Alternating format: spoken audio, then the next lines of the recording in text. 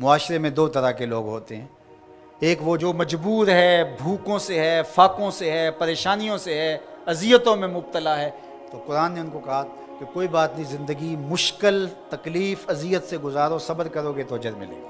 اور جس کے پاس دولت ہے، جس کے پاس ثروت ہے، اختیار ہے، منصب ہے، عہدہ ہے، اس کو کہا تو گھر کمرے میں بند ہو کے نہ رہ، جا کے معاشرے میں ڈھونڈ کے غریبوں کی مدد کر۔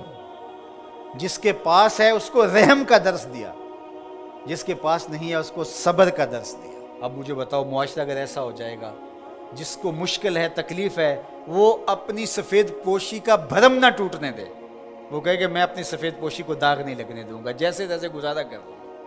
اور جس کو اللہ نے ثروت سے نوازا ہے، وہ کہے کہ میں اپنے ماتحت اور اپنے دوستوں، اپنے ہمسایوں، اپنے عزیزوں، رشتہ داروں، اپنے اطراف میں بسنے والوں لوگوں کی ضرورت کو پورا کروں۔ تو مجھے بتائیے کہ کوئی معاشرے کے اندر پریشانی رہ سکتی ہے؟ ایک گلی کے اندر 10 گھر رہتے ہیں، فرض کرو اس کے اندر 2 یا 3 گھر غریب ہوں گے، 4-5 گھر جو ہیں متوسط ہوں گے، جو اپنا کماتے ہیں، ضرورت کو پورا کرتے ہیں، 2-3 گھر جو ہے وہ امیر ہوتے ہیں۔ ایک گلی کے اندر 2 گھر امیر، 2 گھر غریب، 6 گھر متوسط۔ متوسط بھی اگر کریں تو اچھی بات ہے، اور اگر وہ گلی میں 2 غریب آدمی جو ہیں ان کی مدد 2 امیر کر دیں، ان کو اپنی فیملی کا حصہ مان لیں، تو اس گلی کے مسائل ختم ہو گئے کہ نہیں ہوئے؟ ان کی بیٹیوں کے رشتے ہی قبول کر لیں، مسائل ختم ہوئے کہ نہ ہوئے؟ اس طرح گلی گلی، بستی بستی، صبر کرنے والے صبر کر کے دکھائیں۔ سیدنا علی المرتضیٰ رضی اللہ تعالیٰ عنہ سے روایت ہے، آقا کریم نے فرمایا جو اللہ کے دیے گئے تھوڑے رزق پہ راضی ہو گیا، اللہ قیامت کے دن اس کے تھوڑے عملوں پہ راضی ہو جائے گا۔ اس کے لیے کتنی موج ہے۔ دنیا میں تو تکلیفیں صحیح، دنیا میں تو اذیتیں صحیح، لیکن آخرت میں اس کا صلہ کتنا ہے؟ جو دنیا میں اللہ کے دیے تھوڑے رزق پہ راضی ہو گئے، جس سال میں بھی تک اللہ میں واہ واہ خوش ہوں تیرے پہ، تو نے مجھے صحیح رکھا ہے، اتنا بھی بڑا کرم ہے کہ تو نے مجھے عطا کیا ہے، سانسیں تو چل رہی ہیں نا، مالک تیرا شکر ہے۔ جو اللہ کے دیے گئے تھوڑے رزق پہ راضی ہو گیا، اللہ قیامت کے دن اس کے تھوڑے عملوں پہ راضی ہو جائے۔ اور اس کا معکوس کیا ہے؟ جو اللہ کے دیے گئے زیادہ پہ بھی راضی نہ ہوا، ایک وہ بھی ہیں جو اللہ کے دیے تھوڑے پہ راضی ہو جاتے ہیں، اور ایک وہ بھی ہیں جو اللہ کے دیے زیادہ پہ بھی راضی نہیں ہوتے۔ بعض اوقات کسی غریب سے پوچھتے ہیں سناؤ کیسے حال ہے، تو وہ کہتے ہیں اللہ کا شکر ہے۔ اور بعض اوقات کسی فیکٹری کے مالک سے پوچھتے ہیں کیا حال ہے، وہ کہتا ہے چل ہی رہا ہے، آپ کو پتہ ہے آج کل گزر ہو ہی رہی ہے، اس کی گزر ہو رہی ہے۔ جس کے کروڑوں روپے بینک میں پڑے ہوئے ہیں، وہ چہرے کے اوپر کئی طرح کی لکیریں لا کر کے کہتا ہے بس گزر ہو ہی رہی ہے۔ کتنے لوگوں سے بہتر ہیں آپ جو نانے شبینہ کو بھی ترستے ہیں۔ تو اللہ کے دیے پہ راضی ہو جاؤ، اس کی تقسیم پہ راضی ہو جاؤ، زندگی سوکھی گزرے گی۔ نہ راضی ہو گئے تو پھر کیا کر لیں گے؟ ہم اگر اللہ پہ راضی نہیں ہوں گے تو پھر کیا کر لیں گے؟ پھر بھی تو ایسے ہی گزرے گی۔ تو بہتر نہیں راضی ہو کے گزرے اور آخرت کا سودا ٹھیک ہو جائے۔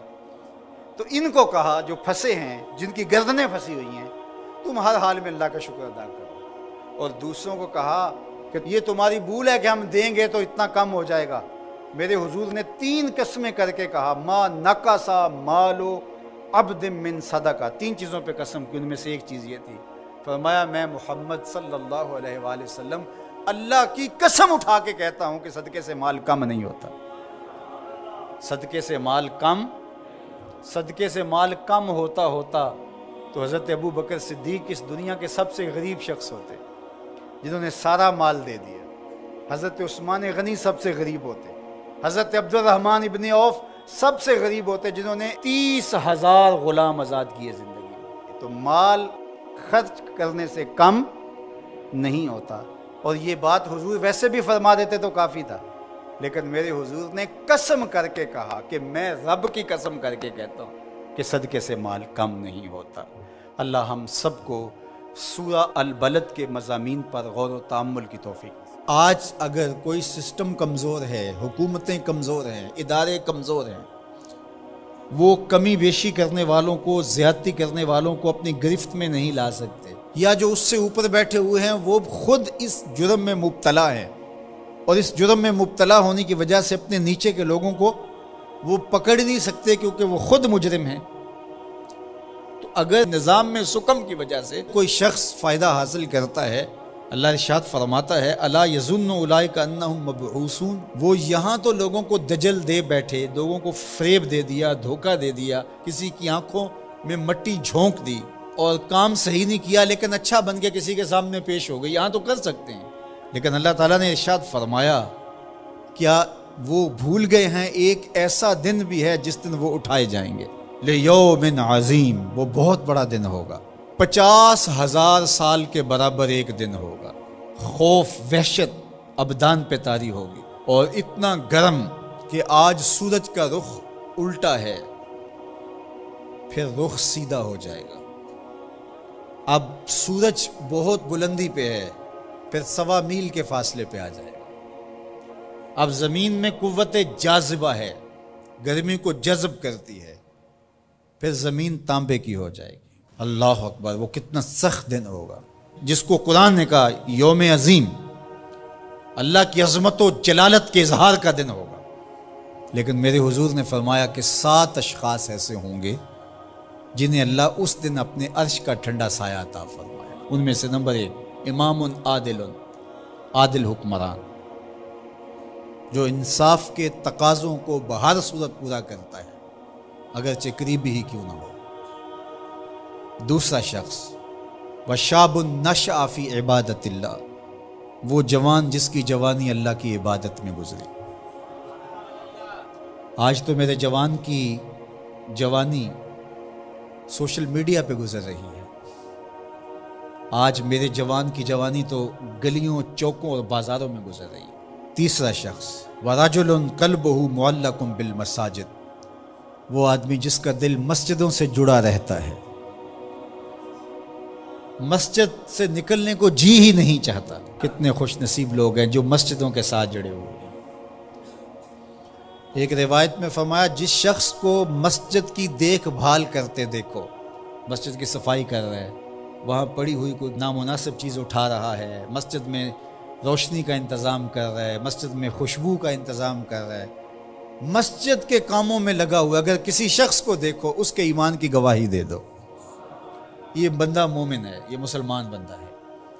تو فرمایا چوتھا شخص وَرَجُلٌ دَعَتْهُ امْرَأَةٌ ذَاتُ مَنْصِبٍ وَجَمَالٍ فَقَالَ إِنِّي أَخَافُ اللَّهَ، وہ جوان جس کو کسی خاتون نے دعوت گناہ دی اور صاحب منصب بھی تھی، صاحب جمال بھی تھی، اور قدموں میں حسن بچھنے کے لیے خود بےتاب ہوا، اور اس جوان نے آگے سے کیا کہا انی اخاف اللہ، تیری بات کیسے مانوں، رب سے ڈر لگتا ہے۔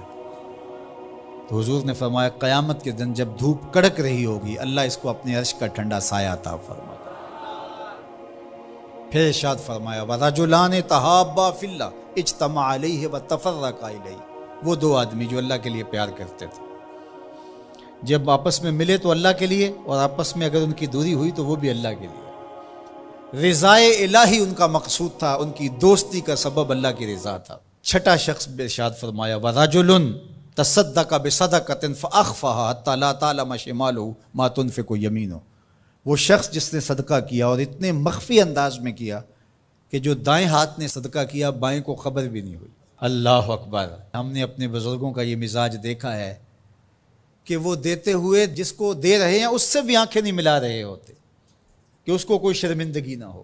اور ساتواں شخص وَرَجُلٌ ذَكَرَ اللَّهَ خَالِيًا فَفَاضَتْ عَيْنَاهُ، وہ شخص جس نے تنہائی میں بیٹھ کے اللہ کا ذکر کیا، کوئی دیکھنے والا نہیں تھا، اکیلا بیٹھا تھا اور اللہ کا ذکر کر رہا، محبت الہی کی وجہ سے اس کی آنکھوں میں آنسو امڈ آئے۔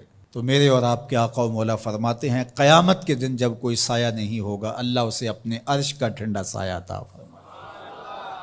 اللہ ہمیں رحمت للعالمین کا صدقہ جہنم کی سختیوں سے نجات عطا کرے اور ایسے اعمال بجا لانے کی توفیق دے جو جنت کے راستے کا سبب بنے اور جہنم سے آزادی کا مجدہ جاں فضا بنے۔